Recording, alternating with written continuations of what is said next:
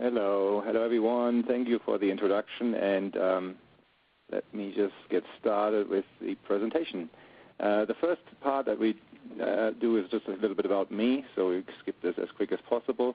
I'm the director of EMEA Services. I have been a solution architect with Cloudera for the last 2 years, so I have seen quite a number of installations in the field, and have seen how installations systems have progressed over time. So this is more or less what I've seen in the field being used at our customers, things I've done myself before even joining Cloudera. So there's like a sort of a history of what happened and where we are today with Hadoop hardware. You heard Yasmina already say I'm the author of the HBase book. So if you like to learn more about HBase, this is, I think, a good resource. I have to plug this. And I'm working with HBase since 2007, and I'm a speaker at conference as well. So I'm traveling the world recently a bit. Quickly, the agenda. So we'll have a look at the Hadoop ecosystem. This is sort of to give you a reference to what we are talking about, more specifically about Hadoop Core and HBase. So we will take apart a little bit the ecosystem and focus on a few of these because these are the most important. I will go into commodity hardware. What does that mean? The term itself is not really great, so we will look into that. Specialized hardware follows next, virtualization nodes and recommendations closing off the presentation. So that's the plan. Let's get started with the Hadoop ecosystem. As you may know, the entire what is Hadoop, or what we understood as Hadoop initially, it was based on something that Google published, and there were some research papers coming out on the Google file system and another accompanying system called MapReduce. And that was what Hadoop set out to do initially, but Hadoop is much more nowadays. It's not just the file system and the processing framework anymore. It has grown into an ecosystem that has lots of auxiliary systems projects that join the course that help making MapReduce more accessible, accessing the file system differently. So there's a lot of different ways of getting data in and out of Hadoop, and these systems or these projects that have been developed along the way have joined to form this Hadoop, what we now call the Hadoop ecosystem. The consideration there, though, is that it depends, and we don't want to use this big depend argument or so, but it really, for Hadoop, it does depend on your use case. So we will look into those as we go along. There are pretty much a few major categories where you can get started in, and these sort of fall into, for example, batch versus low latency processing, then storage heavy versus processing heavy architectures. So all of these we will touch as well as we go along to understand the impact. This is a big picture of the Hadoop ecosystem from higher up. This is an example using CDH, our free distribution, but other distributions using a similar setup where you have at its core Hadoop as it was initially seen, as it was initially coined, which is now called Hadoop Core.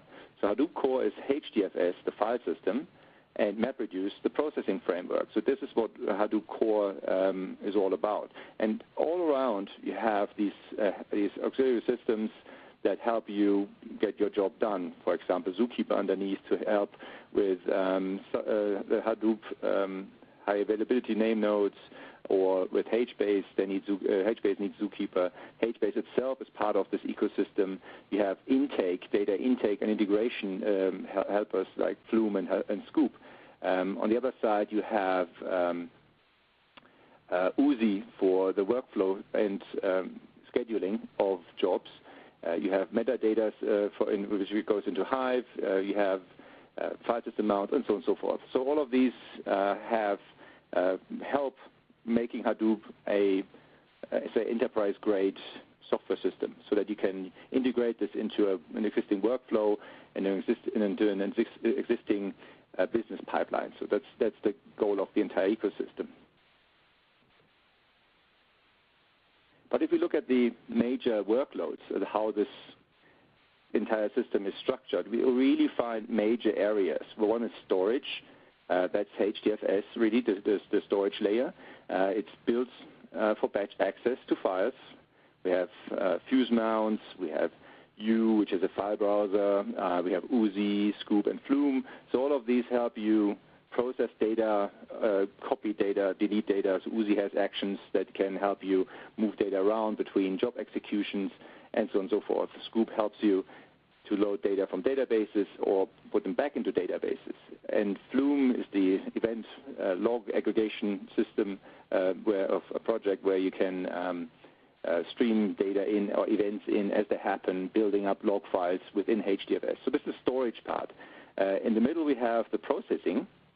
So the processing itself is MapReduce mainly. It has an API, Java API, but we have these helper projects, Hive, Pig, and Uzi, Mahout, and U that help you access MapReduce in a better fashion. So these other tools like Hive and Pig on their own don't do much, but they help you schedule and run MapReduce jobs on top of the Hadoop Core framework. So this is another area which is quite strong and stands out of the importance of what is part of Hadoop, the Hadoop ecosystem. And finally, we have the random access. That's the HBase part. So that's for low latency access to files, random access to files. That is a whole different type of workload. Still it's storage, but it has to do it in a completely different fashion. So this goes against what the initial storage, the batch access, was all about. Now we have something that is much more timely and requires different features. So if we split this apart, you can see that storage and processing is Hadoop Core. So storage processing is HDFS and MapReduce. That's Hadoop Core, not the tools that I mentioned there, so Fuse, Hadoop, and Uzi, and so on and so forth. They're just helping you there, but that's part of the part of Hadoop Core that we're interesting about is the storage layer and the processing framework. And on the other side, we have HBase. So I will break those out separately next to discuss their features. So let's have a look at Hadoop Core first. So workload number one that is important for selecting the right hardware is HDFS, so Hadoop Core and HDFS first here in that set. It helps us to store reliably petabytes of data. The files, as you may know, are organized for batch processing in mind. So it doesn't have, as like you would see it in a normal file system, small blocks, but has quite large blocks that are really built so that you can stream over or sequentially read and write these large blocks so that you have the best performance when it comes to pushing data, terabytes of data, even petabytes of data through to the processing framework, which we look at next. So that's the typical layout for HDFS and the architecture behind HDFS. To make sure that you don't lose any data, it has a flexible replication factor. You can set this per file, and the default is 3. So you have 3 block replicas. So whenever you write a file of, say, 256 megabyte, we will end up with 2 blocks on HDFS, and each of these 2 blocks will be replicated 3 times by default within your cluster, so that you can have nodes disappearing while still having access to these files, because blocks are on separate physical nodes. Finally, you have something called block placement policies. One of them, one very important part here is the rack awareness, which means you have a script that as you write data into HDFS, it can decide where data resides. So it has a clever policy where you can say, this block needs to be on this system over here, or it has to be this system over there. And as the name implies, it's about racks here mostly. So you have, say, you have 3 racks. They're on different power supplies, on power circuits. And you want to make sure that if you lose an entire rack because the power goes down on that rack because it has a separate circuit, you want to make sure that you're still up and running. So you want to have all of the data replicated across racks, and then being able to switch over to another rack if something happens to the first one that you were primarily talking to. So that's part of that block placement policy. And this is going to be improved in the future as well, especially in the context of HBase, but for our intents and purposes, that is what HDFS does for us.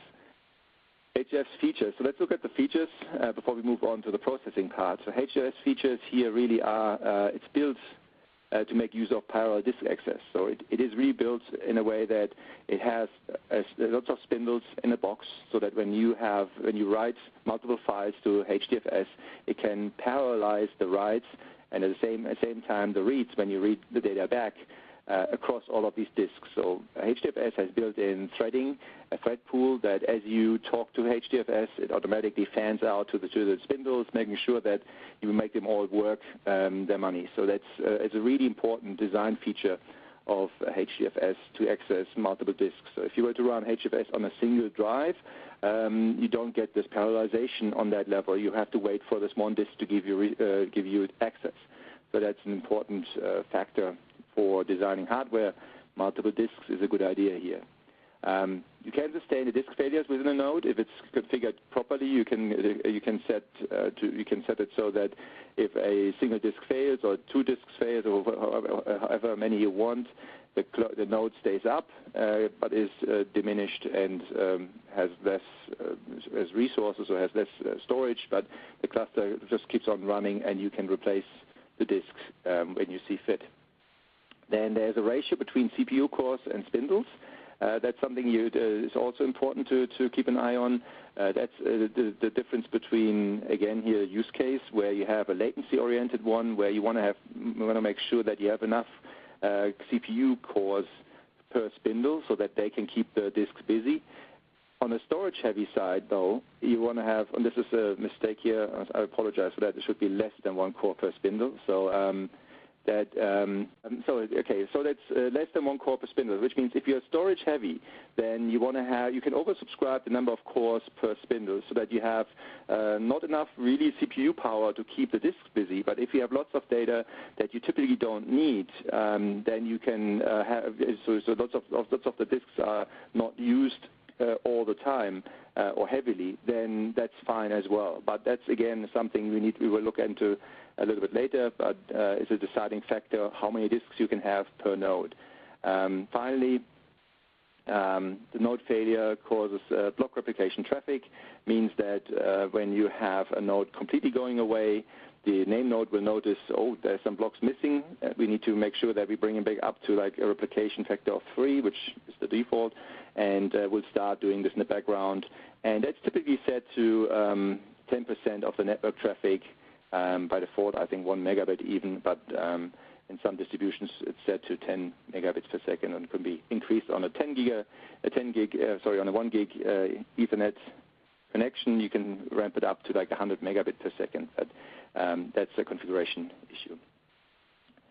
All right. Continuing the features, the replication as you write data into HDFS is done in line, which means as you write data, the blocks are written to one data node. Before you even start writing to HDFS, you have to cont a client, and this happens transparently to you. You just open a stream and write. But what the HDFS client on your client machine does, it actually asks the name node to what nodes to write to, and it will send the data as you write it into the stream to the first data node. And that data node gets also a list of the write pipeline. So that whatever the name node told the client, it should be the 3 nodes to write to. He's only writing to the first one, and the data node then on the network side writes from that data node to the next one, and that writes to the third one. So there's a pipeline happening, interleaved. So it's whenever you write a little bit, that little bit is copied over to the next one and to the next one using threads that stay open and connections that stay open all the time as you keep the file open. So this is happening transparently to you, and that also means because as you write your data, the data is copied in the background. It does not impose that much of a performance penalty. It does, though, and that's the last item here on this slide, is it reduces your network bandwidth. So if you have a replication of 3 and you're copying 1 gigabyte of data into HDFS, you're effectively copying 3 gigabyte across the network. If you ramp this up to 10, replication of 10, then you have to copy 10 gigabytes of data through the network, and you have to sustain this. So again, we have to keep this in mind when we look at the selection of networking and networking hardware.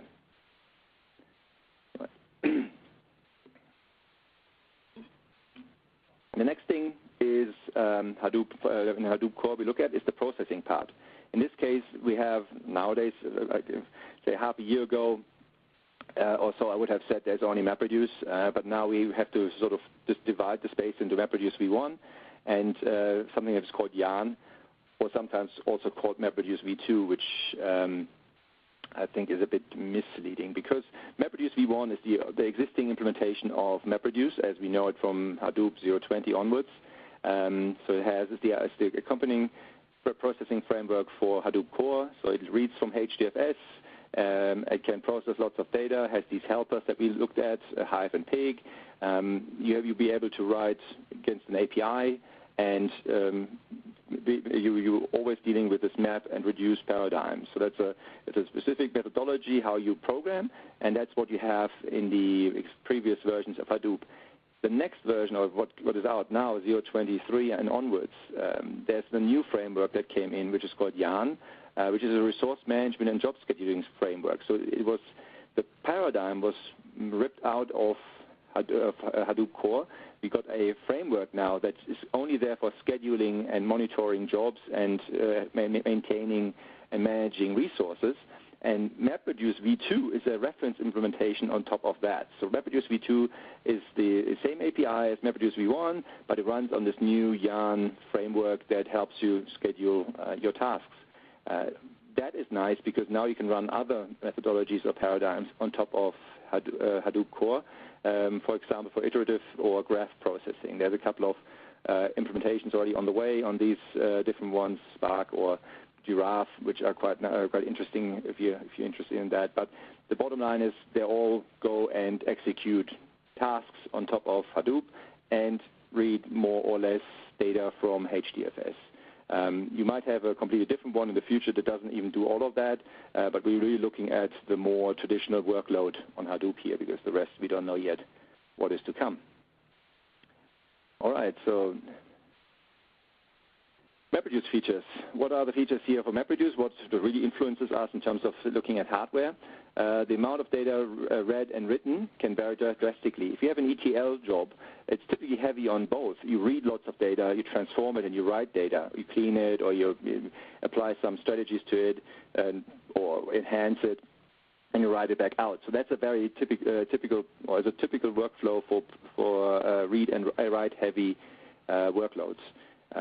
On the other hand, machine learning, for example, is typically only read-heavy. You're reading lots of data and try to learn from it, but you're building a machine learning model that you extract at the very end. So it's like a compressed extract out of what you have just seen. So you apply statistical methods and you extract what you have learned from it, which is typically much, much smaller, and then you can use that somewhere else. That's another example for being only read-heavy. MapReduce, though, on the other hand, has this one specific thing, which is has this phase between map and reduce, which is not part of the name, but it's called a sort and shuffle, where it has to copy data between nodes. And that's different from normal workloads, which only starts from, say, the generating side all the way through to like storage and back. Here we have a fully meshed network where nodes copy data between each other, and you have to be aware of what is called an incast or fan-in.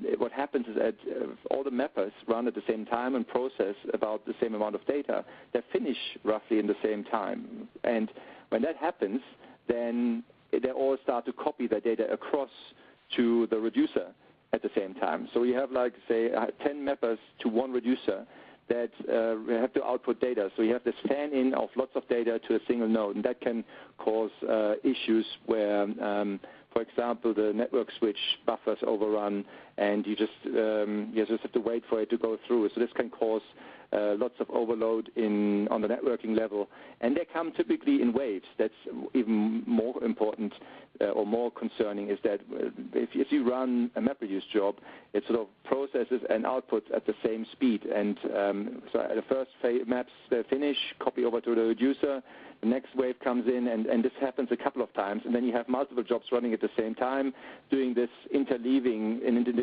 fashion. So the network always gets these waves one after the other of spikes and has to cope with that. So that's, again, something you have to keep an eye on when you select hardware, what that means to you. Workload number 2. Let's move on. Workload number 2 is HBase. So here we have the other part, and that's not batch-oriented. This is low latency and random reads and writes. Uses HDFS for reliable storage backend. So it relies on HDFS to do the replication of 3 or 2 or whatever you want, or 5 of the data, and make sure that when something, as I say, power goes out, that is still available. So that's something it doesn't do on its own. It completely relies on HDFS to do this. Or the file system in general. It doesn't have to be HDFS. It's layered on top of Hadoop Core typically, so they sitting on the same hardware. Again, it adds additional constraints here, which means if you run not just MapReduce and HDFS on your hardware, but also at HBase, you need more memory, you need probably faster I/O. Somehow you need to have on the other hand, less CPU. So because HBase is typically only I/O bound and less so CPU, because it doesn't do much computation, it really just shifts data through from one end to the other. So that's it might save you a little bit on that end, but overall it just adds to the complexity. So features again, what are HBase's features?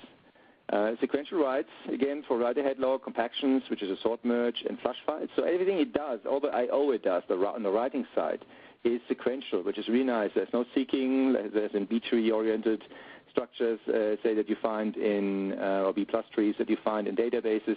It doesn't have to do that. It doesn't have to seek and write for records. It just flushes files out and compactions in the background, reads sequentially, writes sequentially. So it's fast on that end.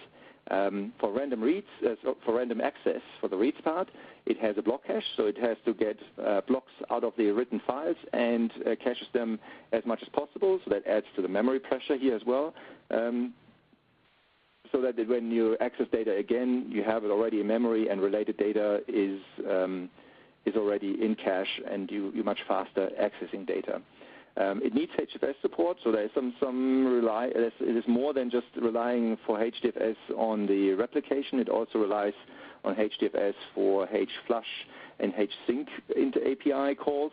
They are needed to have durability. So hflush, it means you can call this function and it flushes everything out to the data node, so you can rely on that the data has been received by the data nodes, and in the future, currently our developers working on so in the community there's been worked on something which is called hsync, which is really for strong durability, which really calls the fsync on the file system level and make sure that the data is flushed out to the OS buffers and to disk really on that end, on the nodes. So there's a level of API support that is required. So that's it's part of the deal there, which causes I/O and causes lots of network traffic as well.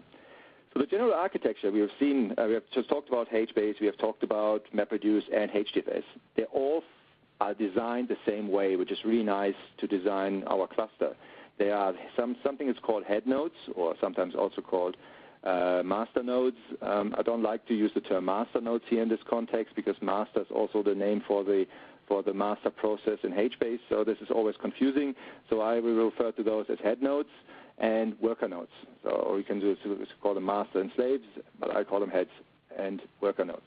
So the head nodes are the most critical ones. They are really important because they run a few services that keep the cluster up and running, which is, for example, the name node, the job tracker for HDFS, HDFS the name node for MapReduce, the job tracker, and for HBase, the HBase master.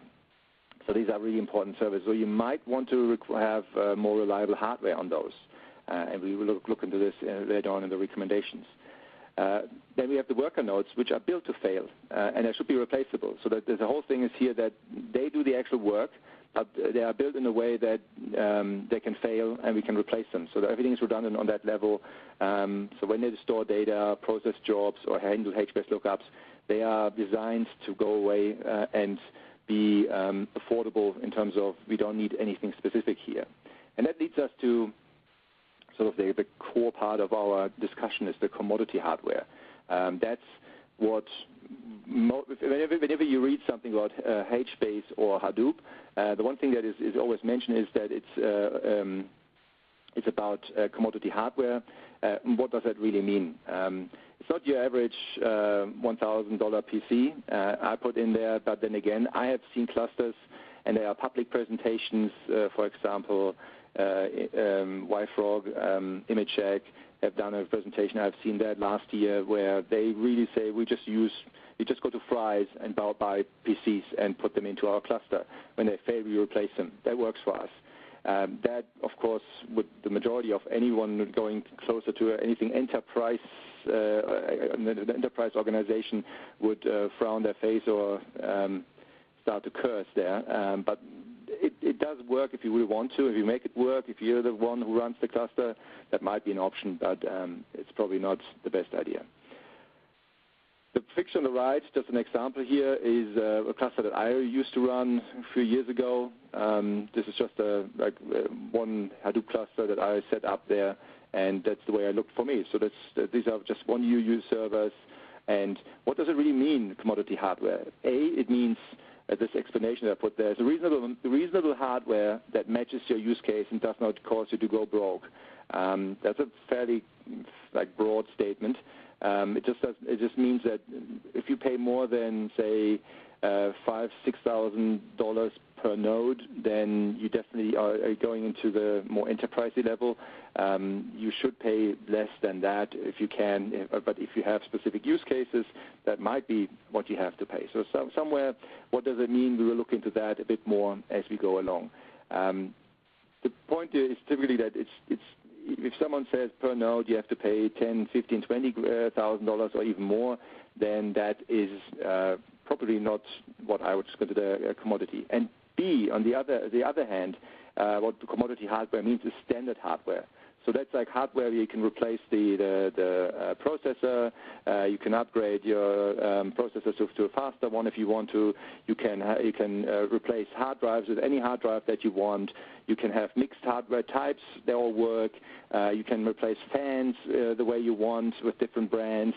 The form factor is standard. They're slot into a 19-inch rack. All of this means standardized components that you can easily replace, fix yourself. Nothing custom-made or specific hardware. So that's another aspect of commodity hardware. Let's start with bits and pieces now of that. Let's go through all the hardware parts that are relevant for the design or for the recommendations later on. First off is disks. So with disks, the common advice is to use JBOD setups on workers. So there's no RAID that you need there or other, and I call this single disk RAID 0 shenanigans. This is some hardware you have to set up single disk RAID 0 groups to make them work. It does work. I haven't seen any drawback there, any performance issues, but it would be nice if we don't have to do that, and the hardware vendors would be able to say, okay, bypass RAID controller completely, or mount these disks as JBOD, and they appear as separate disks. So if you go to the RAID controller, you're still going through this controller, although it doesn't do much work in this case because single disk RAID 0 doesn't have to do any work, but they still appear as RAID groups in your OS level. So it's a bit of a, as I said, for me, a bit of a shenanigans there that I would like for hardware vendors not to go to, but that's the way it goes. For the head nodes, it is advisable to use RAID.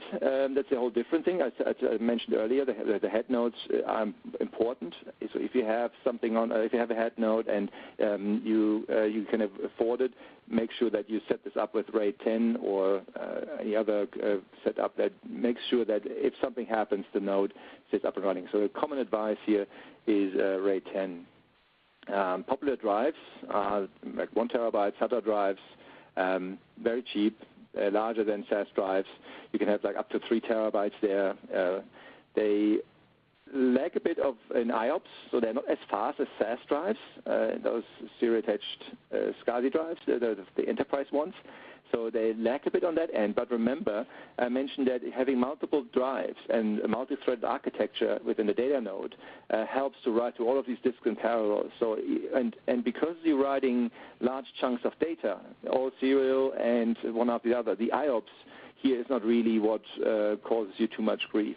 It might, depending on the workload, but typically it just makes up for the Hadoop architecture makes up for the lack of IOPS.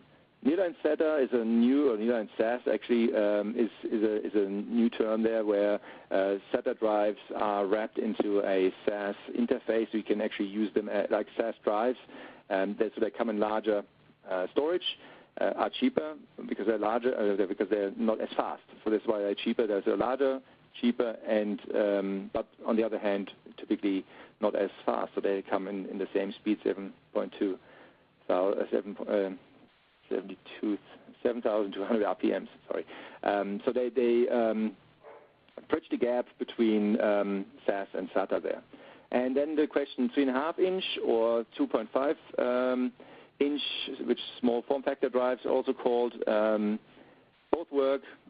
Density is an issue. So if you typically you find if you want to have many drives in a small enclosure, they opt for 2.5 inch drives, the SFF drives.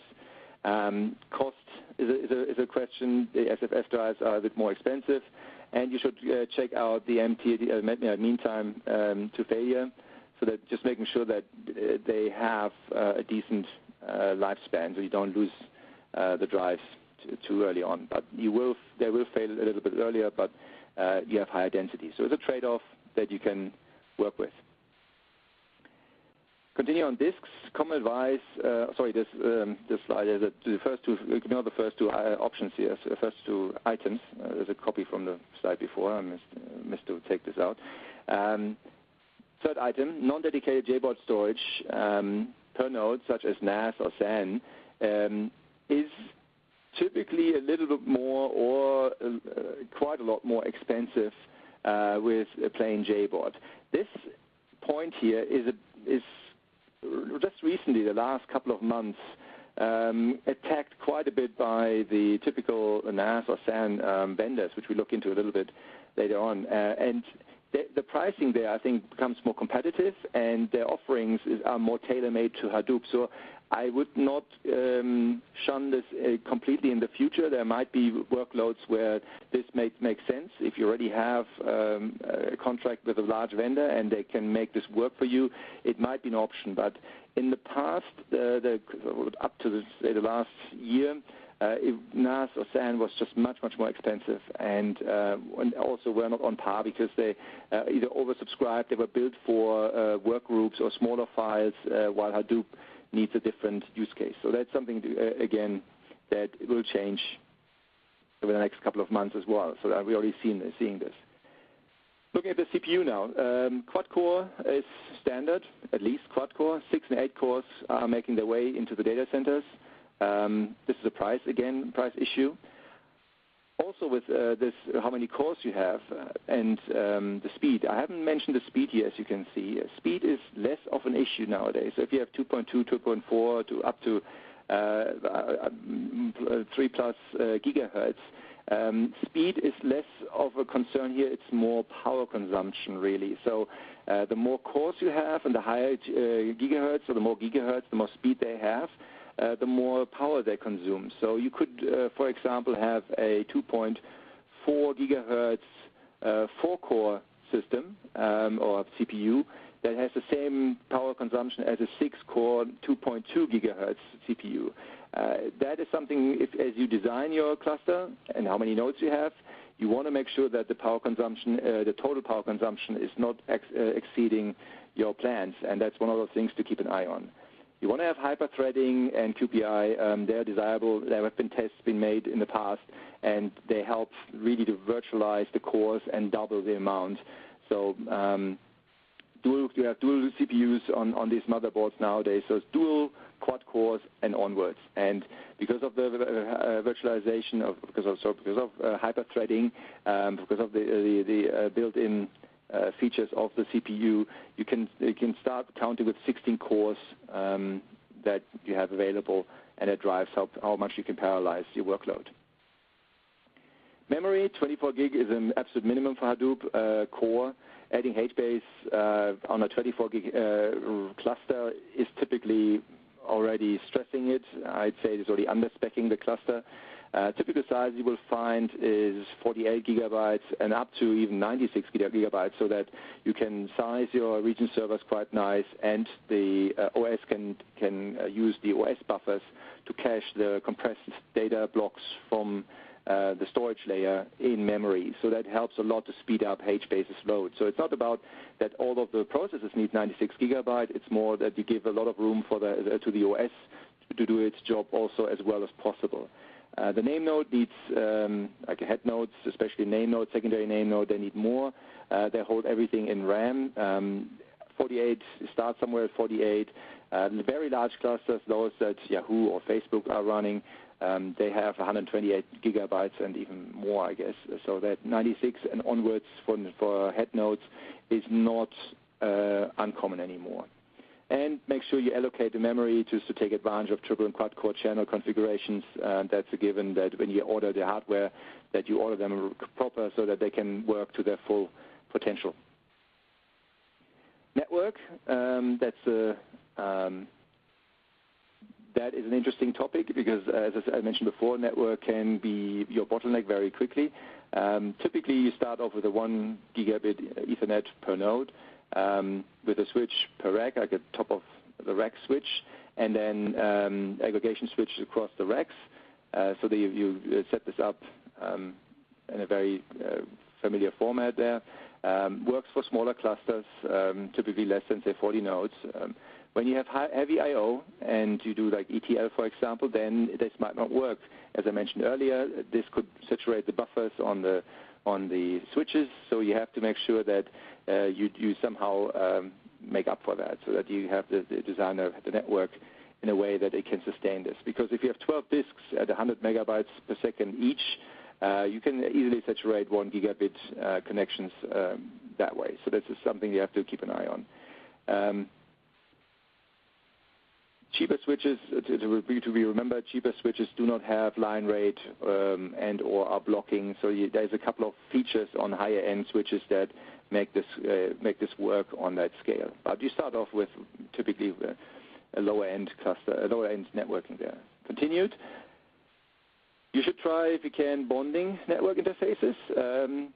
It's not easy to get right. We have seen in our my work, line of work, our supporters at Cloudera, we have seen lots of issues with bonding not being right. So keep in mind that if you want to do bonding, then test it thoroughly.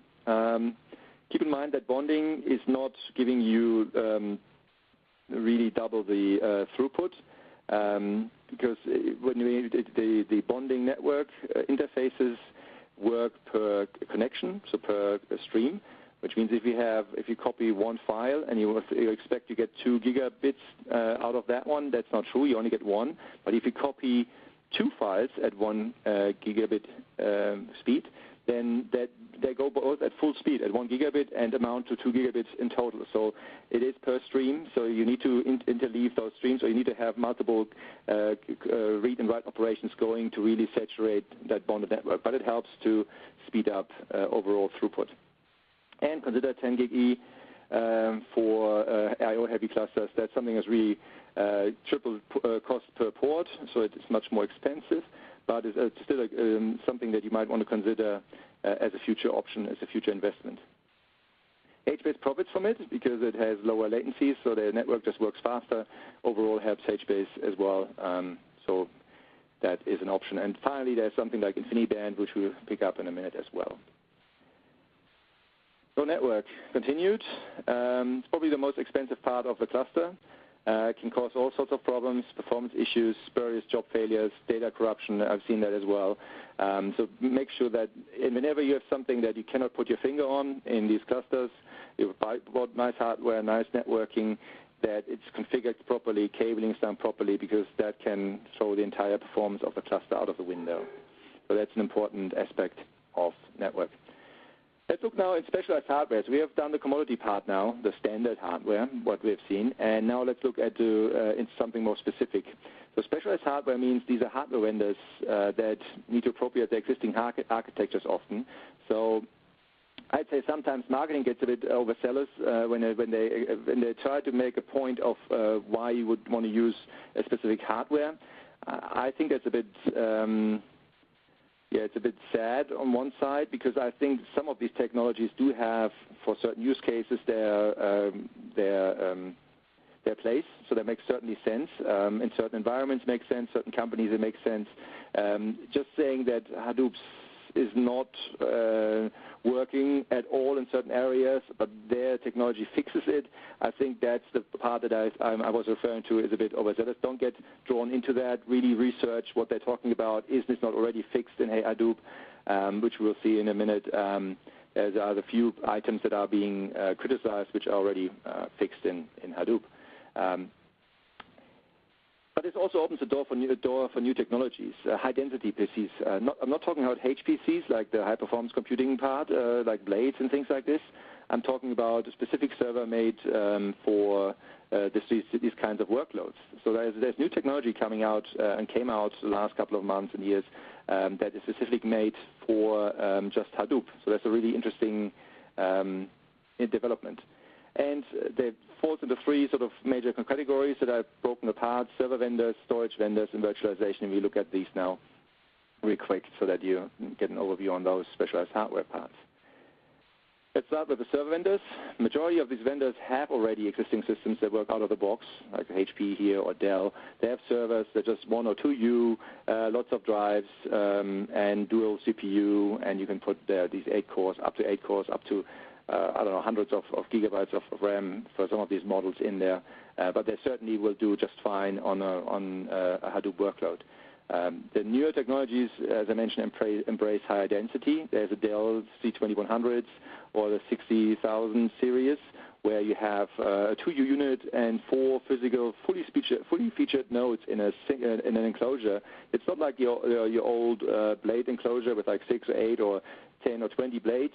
Here you have fully featured nodes. They have like dual CPU and everything you want from a node, but are really like condensed down to a small form factor and have dedicated disks on the front. So there's no virtualization or so going on.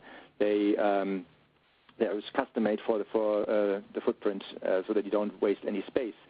Sure, power, you will save some power, hopefully, because separate machines have typically more amps than those integrated ones, but cooling you can save there as well, most likely. So there's a couple of pros and cons that you have to just weigh up.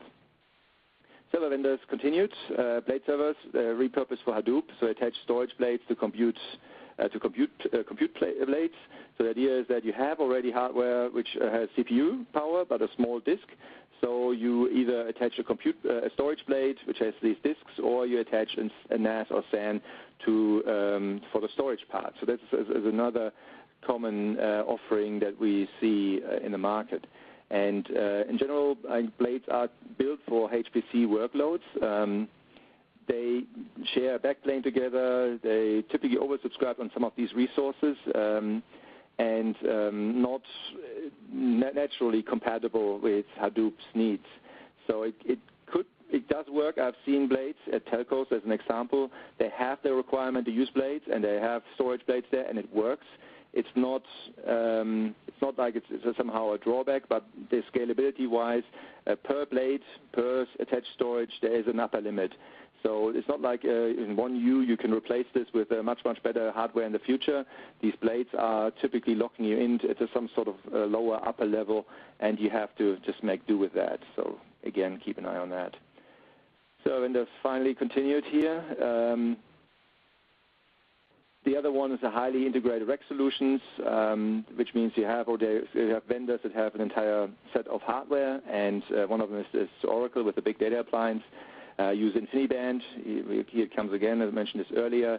Uses a high-performance networking for internode communication. Has Sunfire servers, 18 of them in a rack, and these are like hexa-cores, dual hexa-cores, 48 gigabytes of RAM. So in description, if you look at the Sunfire server description, they are very much in line with what the commodity hardware also implied. So they are more on the storage-heavy side, have 3 terabyte drives, so lots of data can be stored on those machines.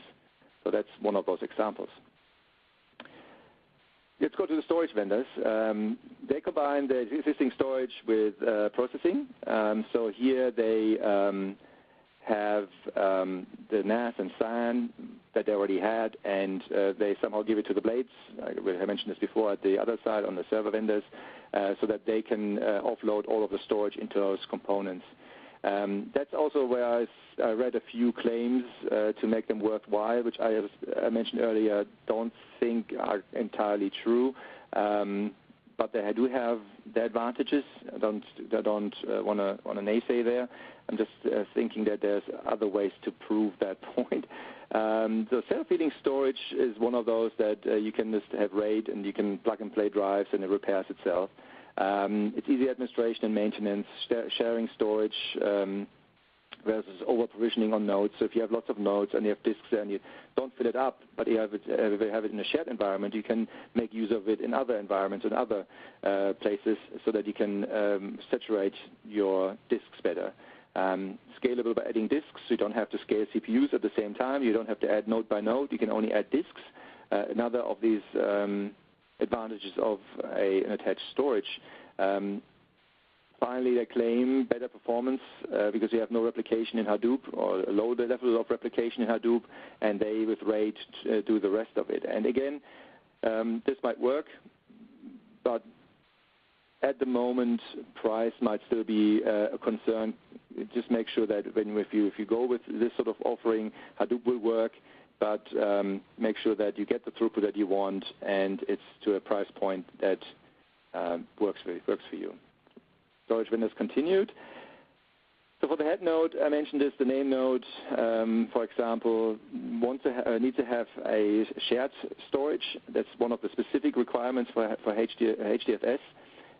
We typically use an NFS server here, and those storage vendors have nice hardware in that area, so they have high available NFS servers, and that might be a good fit here. So keep an eye on that.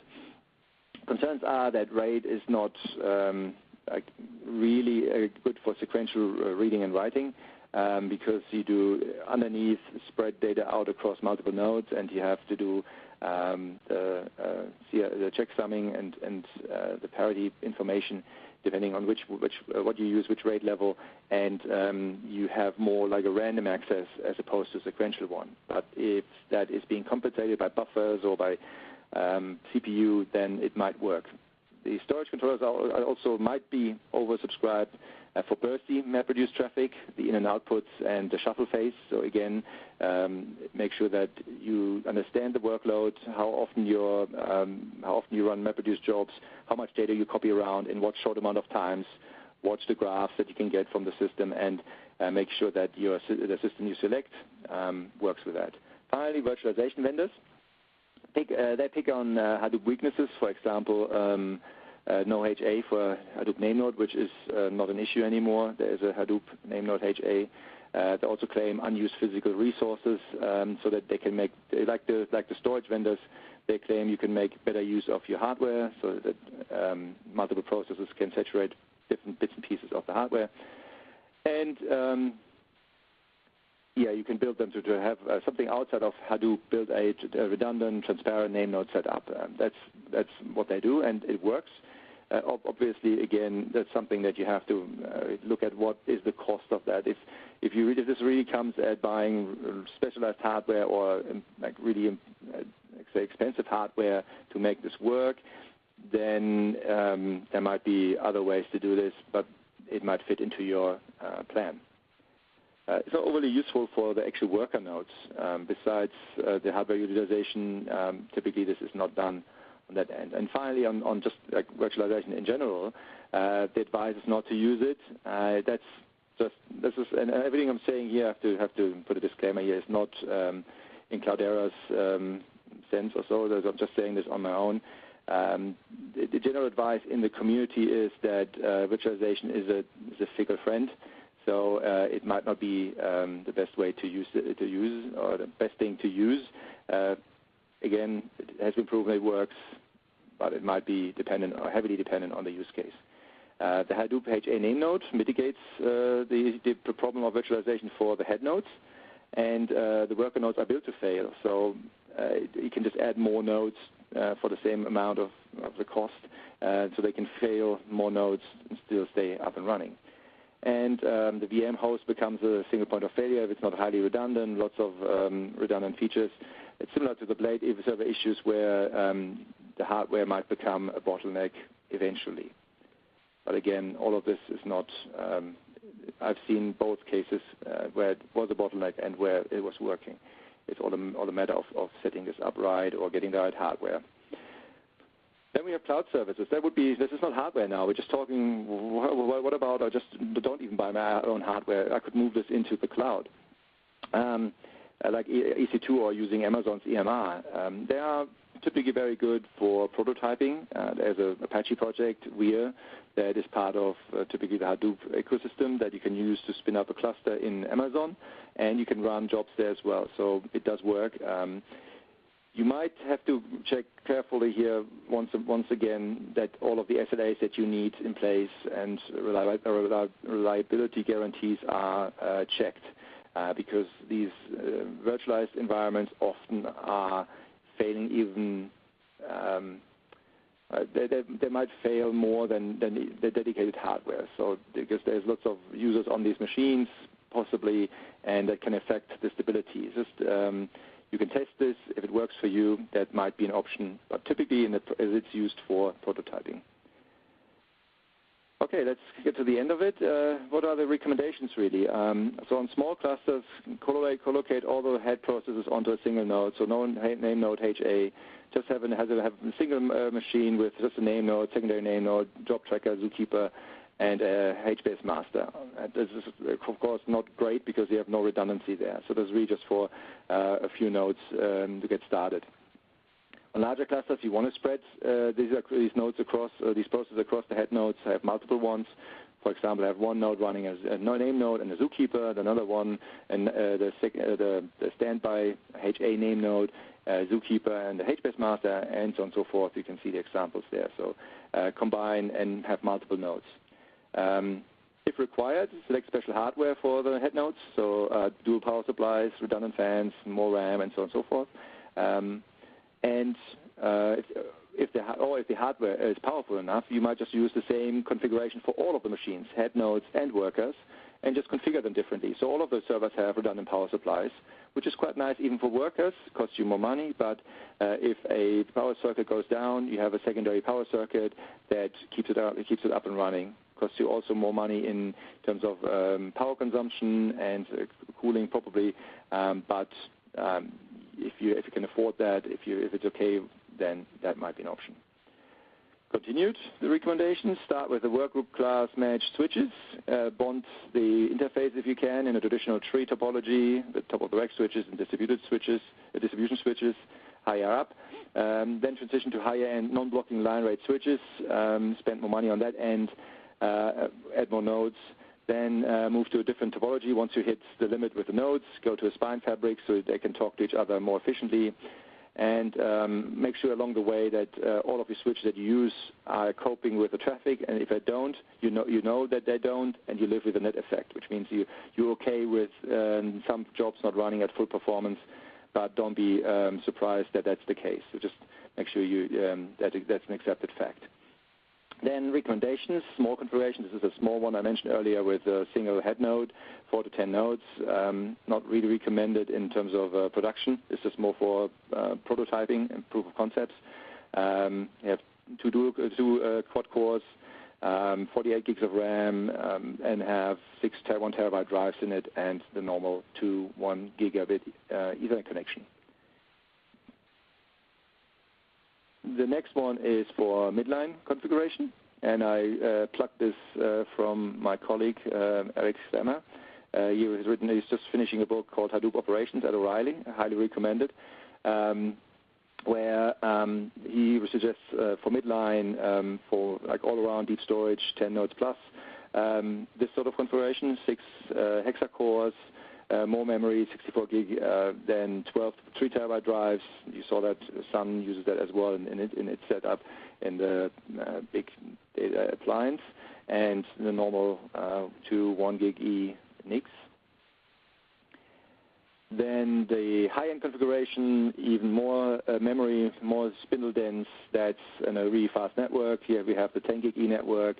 We have 24 to 1 terabyte drives, small form factor, nearline SAS drives, and 96 gigabytes of RAM, so that they can do their job quite well and have enough room. Right, so wrapping this up for light O'Reilly reading, I highly recommend Hadoop, the Definitive Guide by Tom White, my book, if you care to do so. Hadoop Operations by Alex Semmer, being finalized very soon, so that's really a nice addition to the stack.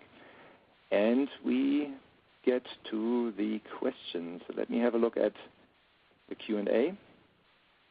Whoa, we have a cool question. So let's start from the bottom. Let's see.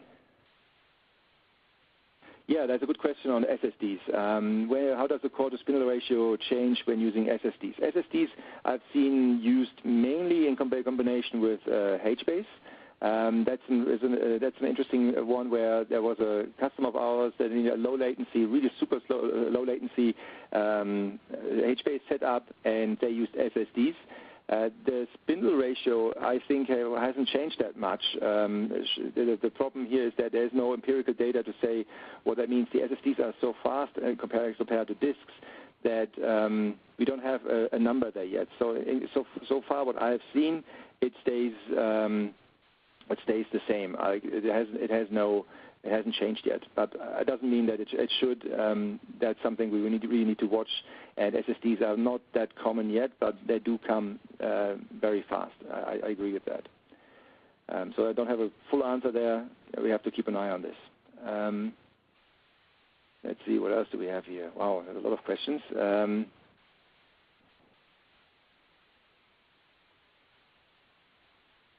Let's see.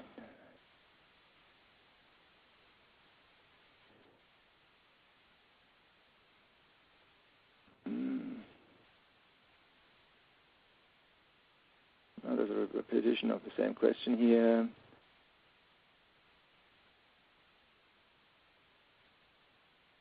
One of the questions another question that came through from Chris Smith is that how to manage an increasingly heterogeneous cluster as hardware evolves without upgrading all machines. Hadoop is not yet that great with highly heterogeneous clusters. So if you have a very heavy nodes, or very big node, fast and new nodes, and lots of very old nodes, say single CPU, single or dual core only, it's not that great because it doesn't have the means to understand yet load in terms of what the machine can do, but really looks at load as how much, for example, HDFS looks at how many blocks a machine has. And this will be improved in the future. Even Yarn currently doesn't have much support there, but there's work being done. So as what we see in practice is that you phase out the oldest machines and you add new ones that are, just go with the normal update cycle or so. That means you have the gap between the oldest and the newest is not too great yet. That's what we have seen in practice. And I can't recommend anything else because highly skewed setups have seen those causing problems. So that's definitely something that is something you should avoid. The question is also, Dom may ask if Hadoop is viable under virtualization. I have run personally Hadoop on Zen. I've had nodes, the ones that you saw on the picture earlier. They were running two virtual machines, one a heavy one with most of the RAM, direct connection to the drives in Hadoop, and a smaller one where I would run a web server. That sort of distribution, I think, works. It worked for me.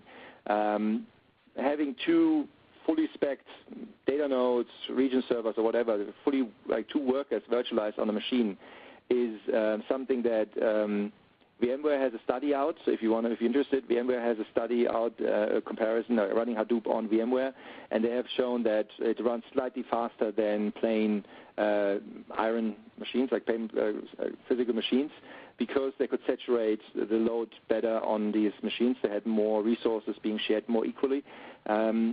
Again, this is to be taken with not like a grain of salt, just making sure that if you are interested in that, that you get this evaluated very carefully, that it works with your use case and your workload. Because otherwise you might have to buy very expensive physical machines to run 3 nodes. It's probably better to buy 3 cheaper nodes and run them separately. But again, if you have the infrastructure and you have proven it works for you, it might be an approach. So it's definitely not out of the scope. The next question is, do you see any performance issues with the new reference architecture showing a scale-out design so you can separate compute from storage using DAS or SAS connections? We have tested this internally. We have done some testing on some hardware that we have, and we have yet to prove it wrong. It is more expensive, but when we try to compare the performance between the two, the throughput actually was sometimes even better on the SAS or NAS compared to the direct attached storage. The reason for that is that there's a highly so the way that these reference architectures work is they're connecting the nodes directly with SAS cables directly to each worker node. So it's not like you're going through a fiber channel or so connecting to a SAN or to a NAS, but you go through a direct connection per worker node. So it depends on the architecture. There's no empirical data there yet. Our customers slowly changing, or some have existing contracts with these hardware vendors, and we will get more data as we go along. I can only say that we have to wait for more empirical data to show up. That has to be proven. Anything else is more or less water cooler talk, and I wouldn't take it for granted. If I were you, make sure that you get the evaluation units and you try yourself with your workload. That only will tell you if it works or not. It's hard to make generic assumptions on that this is going to work or not. I think one more. Let's see.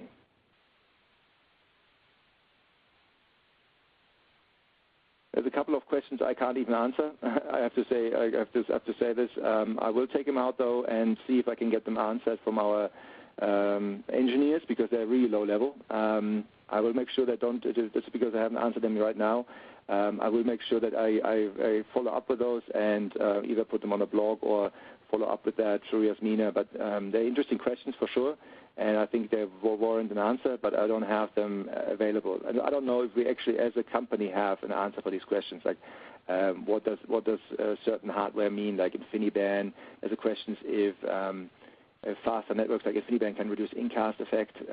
I don't know personally, because I haven't done any testing on that end, but I make sure I follow up on that. So I think, Yasmina, I'll take out all of these questions and hand my mic back to you. Perfect. Thank you so much, Lars, for presenting an outstanding webcast, for sharing all your knowledge and expertise with us. Folks that attended today, we thank you for attending and hope you benefited from today's webcast. We'd like to let you all know Lars's book, HBase, The Definitive Guide, is the O'Reilly deal of the day, and what that means is you can get it today for a really good price. Visit O'Reilly.com. You can't miss it. It's right there. If you like what you heard today, the book has a lot more good information to help you in your day today. We would also like to say a very big thank you to Intel, our sponsor today, and let you all know that Intel is the world leader in silicon innovation. They deliver hardware and software technologies to continually advance how people work and live. For over 2 decades, Intel's contributions to open source projects from one end of the solution stack to the other have helped ensure that a breadth of solutions run great on Intel architecture. As a result, open source-based solutions running on Intel architecture unlock business opportunities, power businesses, connect people, and enhance lives. Open source is bringing amazing experiences to life, and Intel is helping power these experiences as a sponsor of tomorrow. Thank you, Intel. Again, thank you, Lars. Thank you, everyone. This will conclude today's webcast. Goodbye, everybody.